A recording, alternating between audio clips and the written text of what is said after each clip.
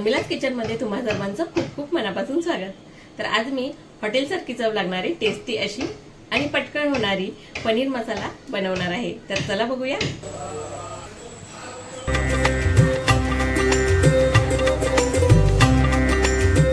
पनीर मसाला बनवण्यासाठी मी मोठ्या साईजचा कांदा कापून घेतलाय।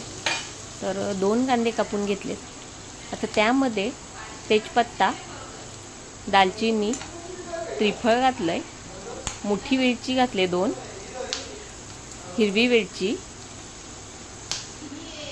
आणि लवंग आणि मिरी घालायचं। आता हे सगळं भाजून घ्यायचं। कांदा असा लालसर होईपर्यंत आपल्याला ते भाजून घ्यायचं आहे पूर्ण। आता त्याच्यामध्ये आपल्याला हिरवी मिरची घालायची आहे। तर 3 मिरची घालून घेतलेत मी आणि टोमॅटो कापून त्यामध्ये घातलाय। आता हे सगळं परतून घ्यायचं। तर असं मऊ झाले पाहिजे कांदा असा। त्यामध्ये लसूण सुद्धा घातलाय। आता हे सगळं मऊ झालंय। आता ते मिक्सरच्या भांड्यात काढून घेतले।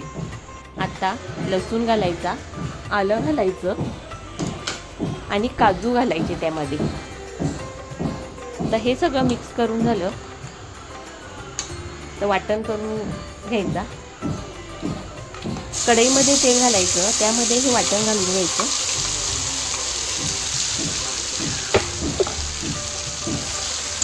आता हे सगळं परतून घ्यायचं।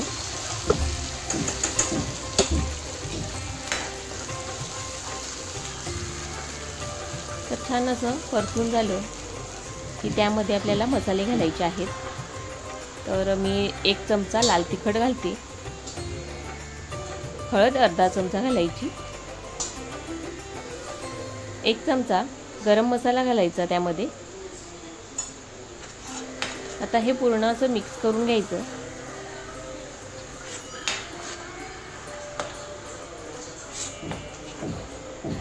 तर हे वाटण पूर्ण असं छान शिजलं पाहिजे। तर अशा पद्धतीने हे मिक्स करून घ्यायचं। मी काजू भिजत घालून ठेवलेले होते, अर्धा 1 तास असे भिजत घालून ठेवायचे आणि मग त्यामध्ये घालायचे। तर आता त्यामधले मी अर्धेच काजू टाकलेत। आता पाणी घालायचं। तर आपण वाटण वाटल्यावर त्यातच पाणी आपण घातलेलं आहे। आता हे सगळं मिक्स करून घ्यायचं। हे सुद्धा काजू त्यामध्ये मी घालते।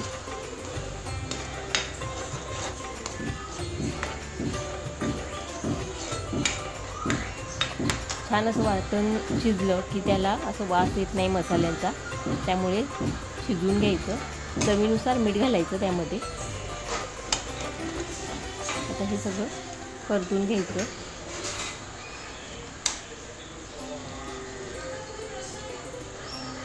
आता सगळं परतून झालं की त्यामध्ये मी खडा मसाल्याचा मसाला वाटून घेतलेला आहे, मिक्सरमधून बारीक वाटून घेतलेला आहे। त्यामुळे तो मी ह्यामध्ये 1 चमचा घालते। यामुळे छान असं आपल्या पनीर मसाल्याला छान टेस्ट येते। तर आता हे आपल्या मसाल्याला छान तेल सुटलेलं आहे। आता हा पनीर मी असं कापून घेतलेला ठेवलेला होता, आता तो घालूया। आता पनीर घातल्यानंतर 5 मिनिटे आपल्याला गॅसवर ठेवून द्यायचं आहे। असं मिक्स करून झालं की 5 मिनिटे आपल्याला असंच ठेवून द्यायचं आहे। तर आता छान अशी ही पनीर मसाल्याची भाजी आपली तयार झालेली आहे।